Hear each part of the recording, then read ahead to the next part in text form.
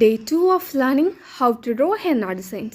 So നമ്മൾ first ക്ലാസ്സിൽ പറഞ്ഞ പോലെ ഡ്രീപ്പിംഗ് ടെക്നിക്ക് യൂസ് ചെയ്തിട്ട് ലൈൻസ് മാത്രമല്ല സർക്കിൾസ് വേൾഡ്സ് അതുപോലെയുള്ള എലമെൻറ്റ്സ് എല്ലാം വരയ്ക്കാൻ പറ്റുമെന്ന് പറഞ്ഞു. സോ സർക്കിൾ എങ്ങനെയാണ് വരയ്ക്കേണ്ടതെന്ന് വെച്ച് കഴിഞ്ഞാൽ ഒരു പോയിന്റിൽ നിന്ന് സ്റ്റാർട്ട് ചെയ്തിട്ട് കോൺ റൊട്ടേറ്റ് ചെയ്ത് നെക്സ്റ്റ് പോയിന്റിലേക്ക് കൊണ്ടുവരാം. അപ്പം നമ്മൾ കോണിൽ അപ്ലൈ ചെയ്യുന്ന പ്രഷർ കൊണ്ട് പേസ്റ്റ് സ്വയം ഡ്രീപ്പ് ആയിക്കോളും. Then the next element is സ്വേൾസ്.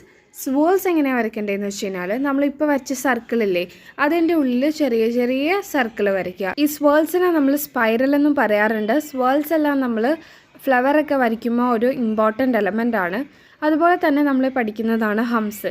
ഹംസ് വരയ്ക്കാൻ ബേസ് ലൈനായിട്ട് ഒരു ലൈൻ വരച്ചിട്ട് അതിൻ്റെ മേളിൽ മലയാളം ആൽഫബറ്റ് റാ ഇല്ലേ അതൊന്ന് നീളത്തിൽ വരച്ച് കൊടുക്കുകയാണ് ചെയ്യുന്നത്.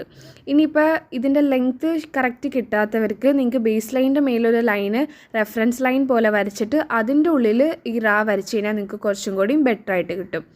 Then the next element is frills. Frills വരയ്ക്കേണ്ട എങ്ങനെയാണെന്ന് വെച്ച് കഴിഞ്ഞാൽ നമ്മൾ ഇപ്പോൾ വരച്ച ഹംസില്ലേ ഹംസിൻ്റെ മേളിൽ റാ വരയ്ക്കുകയാണ് ചെയ്യുന്നത്. അപ്പോൾ ശ്രദ്ധിക്കേണ്ട കാര്യം എന്ന് പറഞ്ഞാൽ 2 ഹംസ് വരുമ്പോഴായിരിക്കും ഒരു ഫ്രില്ല് വരാം. അതിനുശേഷം ആ ഫ്രില്ലിൻ്റെ മേലൊരു ലൈൻ വരച്ച് അതിൻ്റെ ഉൾഭാഗം കളർ ചെയ്ത് കൊടുക്കുകയാണ്.